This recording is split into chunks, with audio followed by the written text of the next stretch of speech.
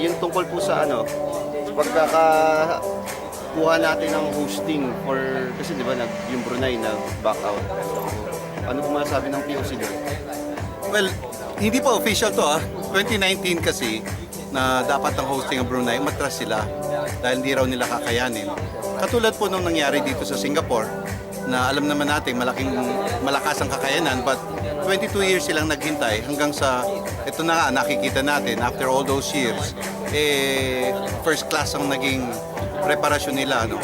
And so I believe 2019 is very close, no? After Malaysia, napakalapit ng 4 years. And so during the meetings mula sa Sports and Rules, napunta rin sa Execo, tapos sa council na pinag-uusapan na rin na pumasok tayo to host sa 2019. And so this is unanimous, no? Na nakikita, in fact, parang silver platter na binibigay sa atin dahil sa pagka-atras ng Brunei. And so ako naman, palagi kong nakikita yung pagkakataon wherein sports will always unite the country.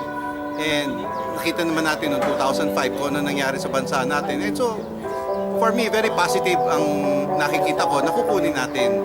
Though unless Kong starts competing, our president, no, starts giving the go, and everything is still not official. But like I said, no, we did it 2005 na ikalat natin sa iba-ibang probinsya, region.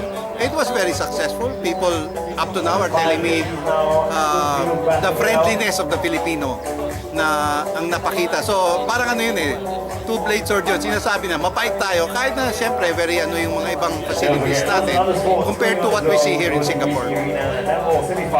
Are we ready? You know, ang dami nang nangyari after Of course, it's still up in the air. The Philippine Arena's there. I mean, nakita naman natin kung kaano kaganda yung hub dito, yung sports hub. But I believe what we have also in our country is quite big. And then if we pursue na ika-cluster lang sa regions, mas kaya siyang mangyari. Yung katulad na ginawa natin 2005. Kasi pati ang Malaysia, no, kina-cluster na rin nila Hindi masunod yung yung athletes village na maganda sana lahat nandoon. But yung pwede naman yung i-cluster. Kaya I think Malaysia will be following the same what we did. Here we go. Ano muna tayo?